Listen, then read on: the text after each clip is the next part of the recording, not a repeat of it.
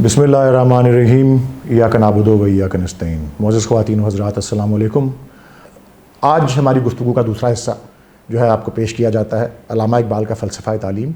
इस दूसरे हिस्से में हमें जायज़ा लेना है अल्लामा इक़बाल का जो मजमूई फ़लसफ़ा तालीम है ओवरऑल, जिसके अहम अनासर जो हैं वो आला तालीम, उसके अलावा तकनीकी तालीम, उसके अलावा दीनी तालीम और तालीम का किस तरह से एक किरदार है कौमों को मजबूत करने और कौमों को अरूज पर ले जाने के हवाले से, तालीम का किस तरह का किरदार है आदमी को इंसान बनाने के हवाले से, और तालीम का किस तरह से एक गहरा ताल्लुक़ बल्कि अलहदा ही नहीं किया जा सकता अल्लामा इक़बाल के फ़लसफ़ा ख़ुदी से। ये वो तमाम बातें हैं जो आज की गुफ्तगू में हम दूसरे हिस्से में हम सुनेंगे और देखेंगे। वो ये समझते थे कि इल्म के बलबूते पर इंसान जो है वो तस्ख़ीर कायनात जो है वो कर सकता है। इल्म से जो क़ुव्वत हाथ आती है बक़ौल इक़बाल के, उसे दीन के तहत रहना चाहिए, वगरना वो महसूस करते थे कि ये शैतानियत है। वो समझते थे कि तालीम के बलबूते पर ही हम आसमान की बुलंदियों को छू सकते हैं। वो ये भी समझते थे कि इल्म की वजह ही से इंसान खुदा का नायब और अशरफुल मखलूक़ात बना, और बकौल उनके आसमान और ज़मीन के दरमियान जो कुछ मौजूद है वो इल्म के दायरा कार में है। और बतौर एक मुफक्किर और मुफस्सिर के वो इज़हार अफसोस भी करते हैं कि इसी मैदान में किस तरह से मुसलमान एक वक्त पे उरूज पर थे और फिर किस तरह जो है वो मग़रिब जो है आगे बढ़ गया और मुसलमान पीछे रह गए। ख़िताब बजवानान इस्लाम में ही में उनके मशहूर जो हैं अशार हैं कि वो जो इनके इज़हार अफसोस के अशार हैं वो यही हैं कि गंवा दी हमने जो असलाफ़ से मीरास पाई थी, सुरैया से ज़मी पर आसमां ने हमको दे मारा, मगर वो इल्म के मोती किताबें अपने आबा की, जो देखें उनको यूरोप में तो दिल होता है सी पारा। वो अपने ताबनाक माजी को याद करते हुए फिर ये बताते हैं कि वो यूरोपियन लाइब्रेरीज़ की जीनत वही किताबें बन गईं, वही इल्म के मोती जो कि हमारे आबा की किताबें थीं। हज़रत अली रज़ी अल्लाह ताला अन्हो का जो कॉल है, मैं समझता हूँ कि वो अल्लामा की सोच में इस हवाले से बहुत गहरा एक जो है मकाम और अहम मकाम रखता है कि हज़रत अली करमल्लाहु वजहो का फरमान है कि इल्म जो है वो माल और दौलत से कहीं बेहतर है, क्योंकि इल्म तुम्हारी हिफाजत करता है और माल और दौलत की हिफाजत तुम्हें करनी पड़ती है। इल्म हाकिम है और माल जो है वो महकूम है। माल जो है वो ख़र्चने से घटता है, लेकिन इल्म जो है वो फैलाने से बढ़ता है। जिस तरह मैंने अल्लामा को के अपने तजर्बात से आपको बताया, वो उस्ताद को मेमार कौम और ख़ादिम कौम तस्वर करते थे। उनके नज़दीक एक अच्छा उस्ताद कौम की सही तामीर और मुआशरती तश्कील कर सकता है, और वो इल्म के साथ साथ अमल पर भी ज़ोर देते थे, क्योंकि इल्म बेअमल उनके नज़दीक शजरे बेसमर के मानंद है।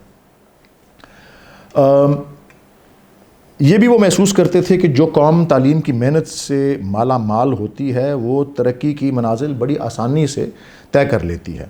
दरसगाह की उनके नज़दीक बेपनाह अहमियत थी, और दीनी और जदीद तालीम दोनों के हवाले से, क्योंकि एक म्यारी तालीम वो समझते थे कि एक दीनी और जदीद दोनों, एक म्यारी तालीम दोनों लेवल्स पर जो है वो मिसाली शहरी जो है पैदा करने में मदद कर सकती है। 1912 में, अब आप अंदाज़ा करें, 1912 वो वक्त है जब उनका कोई मजमुआ भी शाया नहीं हुआ था। जिस तरह मैंने बताया, असरार खुदी पहला मजमुआ 1915 में शाया हुआ था। 1912 में जब उनका कोई मजमुआ भी शाया नहीं हुआ था, तो इंपीरियल लेजिस्लेटिव काउंसिल, जो कि कानून साज उस वक्त की इदारा या असेंबली थी, उसमें मिस्टर गोखले ने एक लाजमी या जबरी तालीम का, कंपल्सरी एजुकेशन का मुसवदा, एक बिल पेश किया। तो 18 फरवरी 1912 को इस्लामिया कॉलेज लाहौर में उस मौजू पर एक तकरीब थी और अल्लामा इक़बाल ने अपना खुतबा सदारत पेश किया। और ये किस चीज़ पर है? कंपल्सरी एजुकेशन पर, जो कि जिस मुसवदे को या बिल को मिस्टर गोखले ने पेश किया था। अल्लामा अल मारूफ फरमाते हैं उस वक्त, और ये उनके अल्फाज हैं, वो कहते हैं कि लफ्ज़ जब्र से किसी को खटकना नहीं चाहिए। जिस तरह चेचक का टीका लाजमी और जबरी करार दिया गया है, और ये लुज़ूम व जबर उस शख्स के हक़ में किसी तरह भी मुज़र नहीं हो सकता जिसको टीका लगाया जाता है, उसी तरह जबरिया तालीम भी काबिल एतराज़ मुतसव्वर नहीं हो सकती। جبریہ تعلیم بھی گویا روحانی چیچک کا ٹیکہ ہے، علامہ فرماتے ہیں۔ اس کے بعد بلکہ اس سے قبل ایم اے او کالج علی گڑھ میں 1910، 2 سال قبل اس گفتگو کے، ایم اے او کالج علی گڑھ میں 1910 کو وہ ایک مقالہ پڑھتے ہیں جس کا عنوان تھا دی مسلم کمیونٹی اے سوشیولوجیکل اسٹڈی، اور کیا اس میں فرماتے ہیں، یہ انگریزی کا مقالہ ہے، میں ان کے لفظ بلفظ وہی دہراتا ہوں کیونکہ یہ آن پوائنٹ ہے موضوع کے حوالے سے۔ کہتے ہیں there is perhaps a still more important reason for the necessity of a Muslim university in India. You know that the ethical training of the masses of our community is principally in the hands of a very inefficient class of Maulvis or public preachers, the range of whose knowledge of Muslim history and literature is extremely limited. A modern public teacher of morality and religion must be familiar with the great truths of history, economics, and sociology, besides being thoroughly conversant with the literature and thought of his own community. Such public teachers are the great need of the time. The Nadwa, the Aligarh College, the Theological Seminary of Deoband, and other institutions of a similar type working independently of one another cannot meet this pressing demand. All these scattered educational forces should be organized into a central institution of a large purpose, which may afford opportunities not only for the development of special abilities, but may also create the necessary type of culture for the modern Indian Muslim. A purely Western ideal of education will be dangerous to the life of our community. If it is to continue in it, a purely Western ideal of education will be dangerous to the life of our community if it is to continue as an essentially Muslim community. It is therefore absolutely necessary to construct a fresh educational ideal in which the elements of Muslim culture must find a prominent place, and past and the present coming in a happy union. The construction of such an ideal is not an easy task.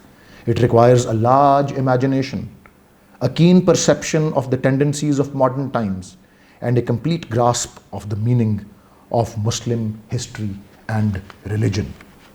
اسی کے ساتھ ساتھ علامہ اقبال تکنیکی تعلیم یا technical education پر بڑا زور دیتے تھے.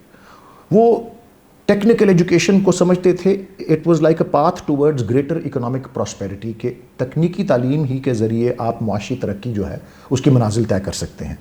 لکھتے ہیں ایک مقام پر، اور یہ وہی مقالہ ہے دا مسلم کمیونٹی اے سوشیولوجیکل اسٹڈی، جو کہ انہوں نے 1910 میں علی گڑھ میں پڑھا تھا. فرماتے ہیں، اور یہ ان کے الفاظ ہیں انگریزی میں، the Muslim public worker has hitherto concentrated almost all his energies on the point of securing our due share in government service. The effort is certainly laudable, but he must remember that government service as a field for the production of wealth is extremely limited. It offers prospects of economic elevation only to a few individuals. The general health of a community depends largely on its economic independence. We must have a system of technical education, he says, which is, in my opinion, میں repeat کرتا ہوں, we must have a system of technical education which is, in my opinion, even more important than higher education. The former touches the general economic condition of the masses which form the backbone of a community. The latter only a few individuals who happen to possess more than average intellectual energy. The charity of the wealthier classes among us must be so organized as to afford opportunities of a cheap technical education to the children of our community. But industrial and commercial training alone is not sufficient. In economic competition, the ethical factor plays an equally important part.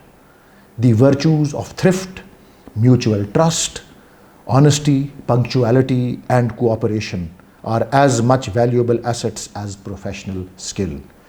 If we want to turn out good working men, good shopkeepers, good artisans, and above all, good citizens, we must first make them good Muslims. معزز خواتین و حضرات، مہاتما گاندھی نے ایک موقع پر حضرت علامہ اقبال کو خط لکھا جس کا جواب علامہ نے دیا. گاندھی نے علامہ سے کہا کہ آپ ایک جامعہ ملیہ علی گڑھ میں قائم کی جا رہی ہے، جس کی تجویز کی گاندھی نے کہ وائس چانسلر علامہ صاحب بنے. تو 29 نومبر 1920 کو علامہ اقبال اس خط کا جو جواب دیتے ہیں، اس کا ایک میں اقتباس آپ کو پڑھتا ہوں، انگریزی میں وہ خط ہے۔ وہ پہلے پیراگراف میں تو اس بات سے معذرت کر لیتے ہیں کہ وہ اس قابل نہیں ہیں کہ وہ وائس چانسلر بنے اور علی گڑھ آئیں 1920 میں۔ وہ دوسرے خط میں جو دوسرے پیراگراف میں اس خط کے جو اہم بات کرتے ہیں وہ میں پیش کرتا ہوں۔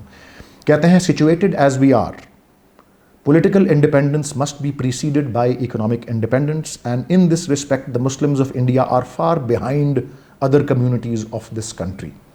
Their principal need is not literature and philosophy, but technical education which would make them economically independent, and it is on this latter form of education that they should for the present focus all their energies. The gentleman responsible for the creation of the new University of Aligarh, یہ جامعہ ملیہ جو ہے, will be well advised if they make it an institution devoted mainly to the technical side of national science, supplemented by such religious education as may be considered necessary. So آپ دیکھیے معزز خواتین و حضرات کہ 1910 میں وہ لکھتے ہیں جو میں نے آپ کو اس سے پہلے پڑھ کے بتایا، ٹیکنیکل ایجوکیشن کے بارے میں زور دیتے ہیں، اور 1920 میں 10 سال بعد بھی مہاتما گاندھی کو جو خط بتا رہے ہیں لکھ رہے ہیں اس میں بھی وہ یہی کہتے ہیں کہ ایک اعلیٰ دینی تعلیم کے ساتھ ساتھ یا ایک اعلیٰ تکنیکی تعلیم جو ہے اس کو اضافی طور پہ دینی تعلیم کے ساتھ کمبائن کر کے جو ہے پیش کیا جائے، تاکہ ہم جو ہے ایک عظیم قوم جو ہے اور ایک ترقی پذیر اور ترقی یافتہ قوم جو ہے جو کہ پولیٹیکلی بھی انڈیپینڈنٹ ہو اور فائنینشلی بھی اکنامکلی بھی انڈیپینڈنٹ ہو۔ اس کے ساتھ ساتھ میں یہ بھی عرض کرنا چاہتا ہوں کہ ان کے کلام، علامہ کے کلام اور مقالات کے مطالعے سے یہ بھی اندازہ ہوتا ہے کہ تعلیم کا جو سلسلہ ہے، تعلیم کے سلسلے میں ان کا مطمع نظر ان کا فلسفہ خودی ہے۔ تو ایک education is an integral part of علامہ اقبالز فلسفی آف خودی، اور کیونکہ فلسفہ خودی سے جو ہے وہ اس کا گہرا تعلق ہے اور اس سے الگ نہیں ہے، فلسفہ خودی کی روح میں جو ہے عظمت آدم اور احترام انسانیت ہے۔ یہ وہ اہم اصول ہیں جو تعلیم کے ذریعے علامہ بھی چاہتے تھے اور خودی کے فلسفے کے ذریعے بھی جن کو وہ اجاگر کرتے تھے، اور اسی لیے وہ اخوت انسانی کی بات کرتے ہیں اور عالمگیر انسانی برادری کی جو ہے تشکیل پہ جو ہے زور دیتے ہیں۔ اسی لیے علامہ اقبال نے فرد کے لیے یہ پیغام دیا ہے، کہتے ہیں مسافر زندگی میں، یہ بھی طلوع اسلام سے ہے، مسافر زندگی میں سیرت فولاد پیدا کر، شبستان محبت میں حریر و پرنیاں ہو جا، گزر جا بن کے سیل تند رو کو ہو بیاباں سے، گلستان راہ میں آئے تو جوئے نغمہ خاں ہو جا۔ تو اس فلسفے میں یہ احترام انسانیت، عظمت انسانیت، عالمی انسانی برادری کے ساتھ ساتھ اپنی ذات پر اعتماد کا بھی تلقین کرنا جو ہے وہ بھی علامہ کی تعلیمات میں پایا جاتا ہے۔ یہ تعلیم کو علامہ وہ خزانہ تصور کرتے ہیں جس کے ذریعے فرد میں یقین اور خود اعتمادی کی صفات پیدا کر کے جو ہے وہ یہ جو ہے تعلیم اور علم ہے وہ اس میں یقین اور خود اعتمادی کی صفات پیدا کر کے اسے رفعت انسانیت اور معراج بشریت کی طرف جو ہے وہ ہمکنار جو سیر کرتی ہے یا اس کی طرف لے کے جاتی ہے۔ اور اسی طرح میں پہلے بھی عرض کر چکا ہوں، دوبارہ دہراؤں گا کہ اقبال کے نزدیک جو ہے وہ مذہب کی رہنمائی میں علم حاصل کرنے سے جو ہے وہ مقاصد میں بلندی پرواز یا بلند پروازی جو ہے وہ پیدا ہوتی ہے، اور افراد جو ہیں وہ افراد اور اقوام کے درمیان اسی سے ہم آہنگی بھی ہوتی ہے، اور جو ہے مذہب سے عاری تعلیم جو ہے نہ بلند فکری پیدا کر سکتی ہے اور نہ ان کے نزدیک اور نہ ہی اقوام عالم کو متحد اور پرامن جو ہے وہ رکھ سکتی ہے۔ علامہ اقبال چاہتے تھے کہ تعلیمی درسگاہیں آدمی کو انسان بنائیں، جس طرح غالب نے کہا نا، بس کے دشوار ہے ہر کام کا آسان ہونا، آدمی کو بھی میسر نہیں انسان ہونا۔ علامہ چاہتے تھے کہ آدمی کو انسان جو ہے وہ تعلیمی درسگاہیں بنائیں اور دماغ کے ساتھ روح کی غذا کا بھی سامان جو ہے وہ فراہم کر کے دنیا داری کے ساتھ دینداری بھی سکھائیں، اور علم و فکر کی روشنی کے ساتھ قلب و نظر کی روشنی بھی عام کریں، ظاہر کے ساتھ باطن پر بھی نظر رکھیں، اور زندگی کے مختلف مراحل میں مادی وسائل کے ساتھ باطنی شعور اور خود آگاہی کی قوتوں سے بھی کام لیں۔ اور علامہ اقبال کے نزدیک ایسا ہونا اسی وقت ممکن ہے جب کہ نظام تعلیم اور نصاب تعلیم میں دینی اور مذہبی تعلیم کو بنیادی اہمیت دی جائے۔ 1932 میں آل انڈیا مسلم کانفرنس لاہور میں جو صدارتی خطبہ علامہ اقبال دیتے ہیں، پریزیڈینشیل ایڈریس آل انڈیا مسلم کانفرنس لاہور 1932، وہ اسی بات کو انگریزی میں بیان کرتے ہیں: the faith which you represent recognizes the worth of the individual and disciplines him to give away all to the service of God and man. Its possibilities are not yet exhausted. It can still create a new world where the social rank of man is not determined by his caste or color or the amount of dividend he earns, but by the kind of life he lives, where the poor tax the rich, where human society is founded not on the equality of stomachs, but the equality of spirits, where an untouchable can marry the daughter of a king, where private ownership is a trust, and where capital cannot be allowed to accumulate so as to dominate the real producer of wealth. اب یہ دوسرا حصہ مکمل ہوتا ہے تو ہمیں ایک عمومی جائزہ مل جاتا ہے علامہ اقبال کی فلسفہ تعلیم کا، اور تعلیم کو وہ کیا مقام، اور تعلیم کو وہ کیا اہمیت، تعلیم کی افادیت اور تعلیم کی تشکیل کے بارے میں وہ کیا کہتے ہیں۔ بہت بہت شکریہ، السلام علیکم۔